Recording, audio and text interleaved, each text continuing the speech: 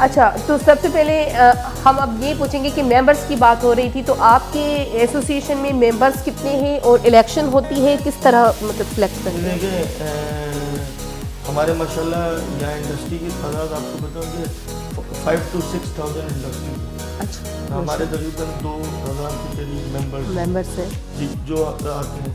Election کا بھی مسئلہ یہ تھا کہ سال پہ پہلے ہوتے تھے، اب 2 سال پہ یہ الیکشن ہے، تو وہ ایک پروسیس ہے، بالکل الیکٹرول پروسیس ہوتا ہے، ساری چیزیں جو ہے وہ اسی حساب سے چلتی ہے جیسے ساری ایسوسیشن۔ بالکل۔ اور جو معاملات ہیں ہم ممبرس کو ہمارے بڑا فائدہ ہے کہ یہاں کوئی بھی ہیلپ اگر چاہیے ہوتی ہے، کسی ڈپارٹمنٹ سے کوئی پرابلم ہوتی ہے، کسی سے بھی ایشو ہوتا ہے، تو وہ میڈیٹ جو ہے وہ ایسوسیشن کرتی ہے، اور وہ ایسوسیشن جو ہے ان سارے معاملات کو جو ہے وہ اچھی طریقے سے ان لوگوں کے مسائل پر۔ زبردست۔ اچھا جیسے ایک کہا جاتا ہے نا، جیسے آپ کے فادر جو ہیں وہ ماشاءاللہ سے فاؤنڈر تھے، مطلب جو بنیاد جس نے رکھا، پھر اس کی پیڑھی در پیڑھی یہ آپ کا کام چلا آ رہا ہے، تو ایک وہ خون میں ایک چیز شامل ہو جاتی ہے۔ تو میں نے آپ کی باتوں سے بہت سارا یہ نوٹ کیا ہے کہ آپ بہت ماشاءاللہ سے ٹاکیٹیو ہیں، اور ہر فورم پہ ویسے بھی دیکھا جائے اگر تو آپ نے انڈسٹریلسٹ کے لیے آواز اٹھائی ہے ہر طرح سے، کیونکہ آپ نے جیسے بتایا کہ بہت سارے مسائل ہیں، تو یہ جو ٹاکیٹیو ہیں آپ ماشاءاللہ، یہ جو لیڈرشپ ہے آپ میں، وہ آپ میں کہاں سے آئی؟ یہ تو میرے والد ماشاءاللہ نارتھ کراچی کے فاؤنڈر بھی تھے، چیمبر کے سینئر وائس پریزیڈنٹ بھی رہے کراچی چیمبر کے، تو میں نے جو کچھ بھی سیکھا ہے اپنے والد محترم سے سیکھا ہے، صحیح۔ اور انہوں نے مجھے جو ہے وہ ہر موڑ پہ جس وقت تک وہ ہم ساتھ تھے تو انہوں نے مجھے بہت کچھ سکھایا۔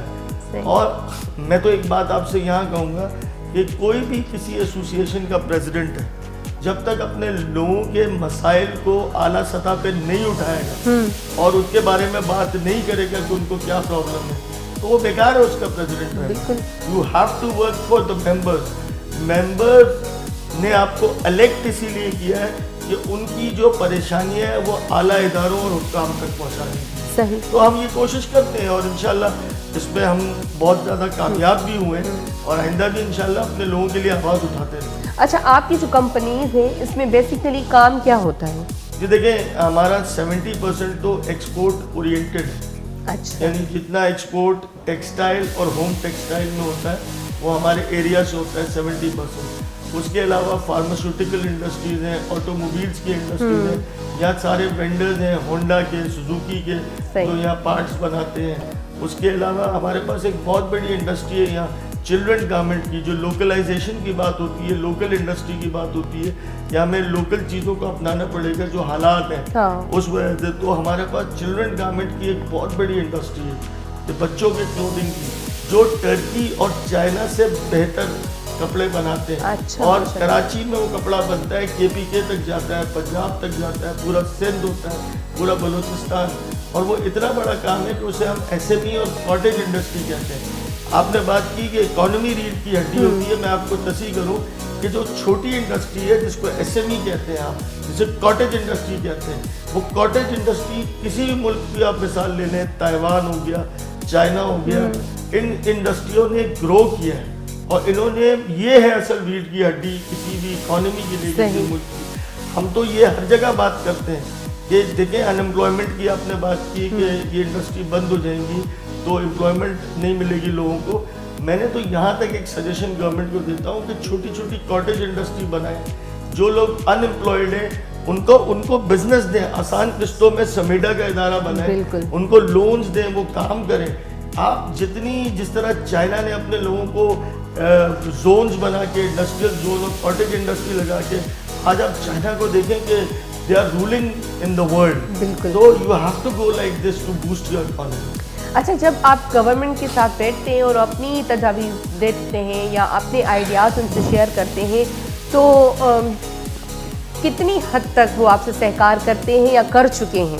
دیکھیں ہر آدمی جو باشعور آدمی ہے وہ ہماری باتوں سے متفق ہوتا ہے، لیکن میں نے آپ سے ایک بات ہمیشہ کہی کہ ہم اس جگہ نہیں بیٹھے، وہ کیا کرائسس اور پریشانی فیس کر رہے ہیں، تو IMF کی بات میں نے بالکل کہ حالات اس نہج پہ اس ملک کے لائے جا چکے ہیں کہ ہمارے حکمران بھی اپنی مرضی سے فیصلہ نہیں کر پا رہے، this is the basic issue.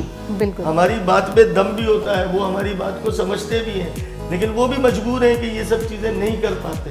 सही। लेकिन आज भी मैं आपके चैनल पे यही गुजारिश करूंगा कि we have to sit together. उम्मीद मतलब तो नजर उम्मीद ये नहीं है, देखें आपने अच्छे लोगों को निकालना है इस मुल्क से, बिल्कुल जो लॉयल और ऑनेस्ट लोग हैं इस मुल्क के अंदर, उनको निकालना है।